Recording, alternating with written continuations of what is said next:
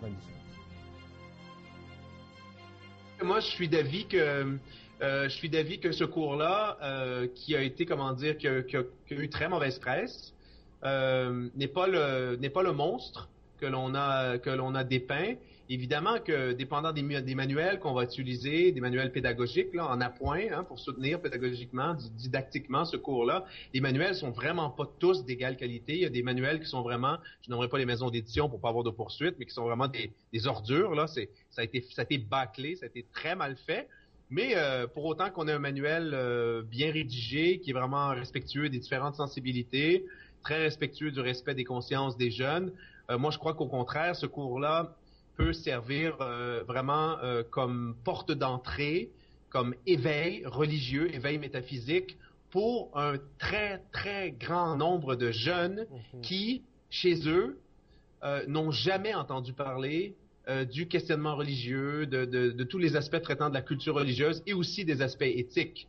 Donc, à ce niveau-là, je suis d'avis que ce cours-là peut, s'il est bien enseigné, puis ça faudrait le répéter 14 fois, puis souligné en 15 couleurs différentes, s'il est bien enseigné, ce cours-là peut vraiment introduire à une pensée religieuse, puis vraiment, je dirais, bonifier, là, vraiment bonifier. C'est un apport très important à la culture générale des jeunes. Qu'est-ce que tout cela révèle? Il y a cette question du cours éthique et culture religieuse.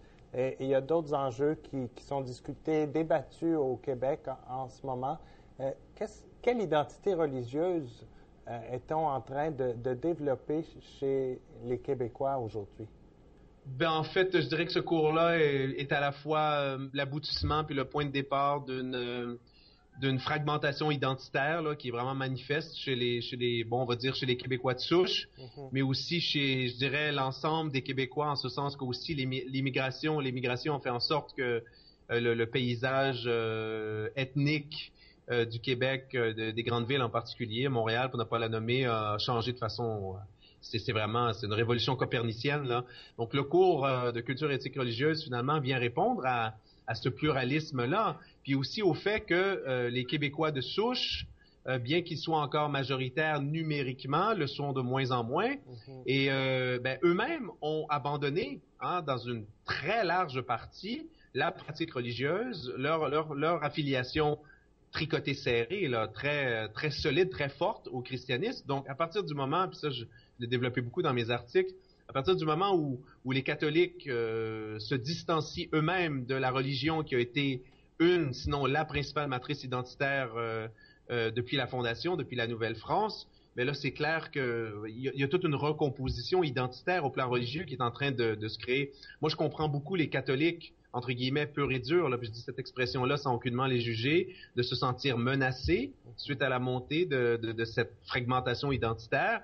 Mais en même temps, je pense que bon, il y a de la place pour tout le monde, puis c'est le défi de la communauté catholique justement de prendre les moyens d'assurer sa tradition, d'assurer ses acquis, puis de se développer dans ce contexte-là. Luc Faneuf, donc chroniqueur au Nouvel Informateur catholique et enseignant au secondaire. Il enseigne le cours d'éthique et culture des religions. Stéphanie, vous avez entendu Luc Faneuf, il parle d'une fragmentation de l'identité religieuse au Québec. Il se dit, il fait avec le cours au secondaire, il s'oppose farouchement à son enseignement au primaire, mais au secondaire, il semble dire que ça cause pas si problème que ça. Le programme vise avant tout à faire connaître tout simplement aux élèves les différentes manifestations, les différentes règles, rites et principales croyances de base là, des grandes religions au Québec aux enfants. On essaie de faire connaître et reconnaître la diversité. Il y a une très grosse différence avec la quête de sens. On n'essaie pas, la quête de sens, oui, peut être un effet collatéral du cours, là, mais on n'essaie pas de se mettre entre le parent et son enfant.